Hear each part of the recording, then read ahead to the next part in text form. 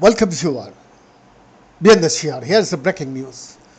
According to a new detailed analysis recently published in the Proceedings of the National Academy of Sciences by researchers from CU, Boulder and their collaborators, the recent global surge in methane emission is being driven by microbes in the environment rather than by fossil fuels.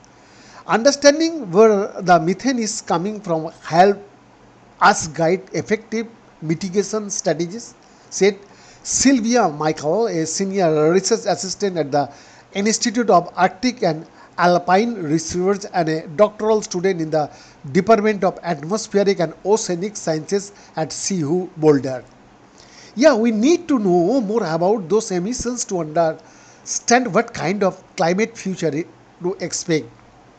Methane is a potent greenhouse gas responsible for about a third of the planet's warming since industrialization, although the atmosphere contains less methane than carbon dioxide. Methane traps about 30 times more heat than carbon dioxide over a 100-year time frame, making it a critical target for addressing climate change. Methane concentration in the year have almost tripled since the 17,000s AD, said co-author Jiang Hyang Ben Li, an assistant professor in the Department of Atmospheric and Oceanic Sciences and INSTOR organization. But unlike CO2, which can stay in the atmosphere for thousands of years, methane degrades within a decade.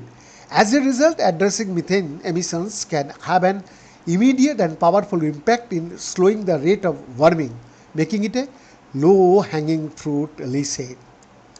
While the findings suggest microbes have been emitting more methane than fossil fuels in recent years, reducing fossil fuel consumption remains key to addressing climate change. The team said cutting down food waste and consuming less red meat can also help lower one's methane footprint.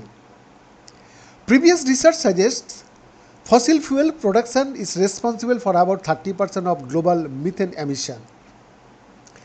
But microbial sources such as wetlands, cattle and landfills are an even more significant source of methane, accounting for more than half of global emissions. Archaea, a type of microorganism living in soil and the guts of cows, produce methane as a byproduct of breaking down organic matter. Michael and Lee have been working with Boulder's Global Monitoring Laboratory at the National Oceanic and Atmospheric Administration over the past years. The lab receives air samples from 22 sites around the world every week or two.